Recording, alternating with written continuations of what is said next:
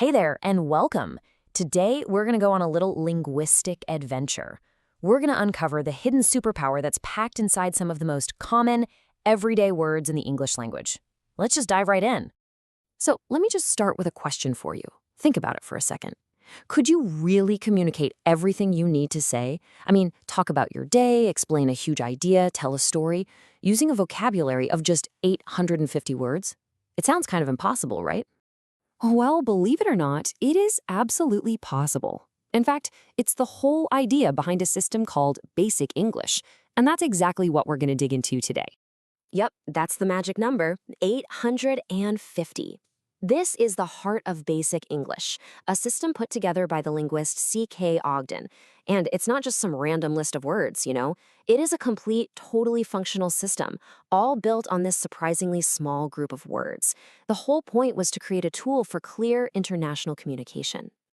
The big idea was to strip English down to its bare essentials, make it way easier to learn, but without losing the power to express really complex thoughts. So how do you pull that off? Well, the secret is making a few words do a ton of heavy lifting. To really get how this works, we're not going to try to tackle all 850 words. No way. Instead, we're going to put just one of them under the microscope and see how many different jobs it can actually do. And that word is round. Yep, there it is. Round. Officially made the cut. It's one of the chosen 850. So let's break this thing down and see what makes such a seemingly simple word a total linguistic powerhouse. So first up, let's look at how a round can tell us where something is. And yeah, for all you grammar nerds out there, we're talking about its job as a preposition. So what does that even mean? It's actually super simple.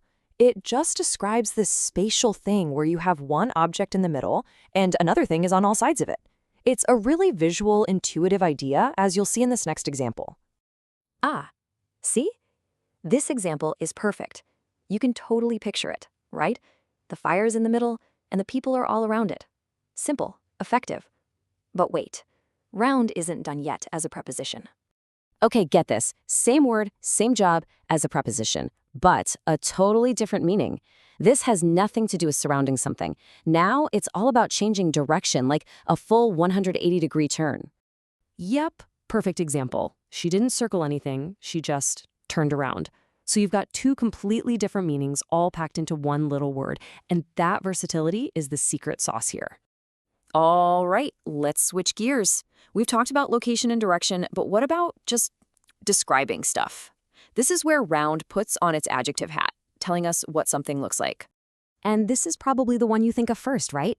The definition is so simple it's beautiful, like a circle, curved, not straight. That's it. Super direct, anyone can get it. And boom, these examples just nail it down. A circle is round. A ball is round. A cylinder is round. They all fit that description perfectly. So, we've got preposition, now adjective. But we are still not done. Okay, and now for its final and maybe most powerful role, round as a verb. This is where the word stops just describing things and actually starts doing something. And you guessed it, it's got more than one job to do here too. So you've got two main flavors of the verb to round. On the one hand, you have the physical action, literally making something rounder, like sanding down the sharp corners on a piece of wood. But then you have this totally different abstract meaning from math, approximating a number. And here's that math idea in action. The examples make it super clear, right? You round 47.3 down to 47, you round 47.6 up to 48. I mean, who knew such a common word had such a specific technical job? And of course, since it's a real deal verb, you can change its form to fit whatever sentence you're building. It's got all the parts, rounds, rounded, rounding. This just proves it's a totally flexible, fully fledged part of the language engine. Okay, wow. So after that really deep dive into just one word, let's zoom back out. Let's look at the big picture here. What have we actually learned from taking this one little word apart? This right here is the main takeaway. The whole reason a system like Basic English can even exist is because its words are like little Swiss Army knives. Each one is a single tool that can do a whole bunch of different jobs.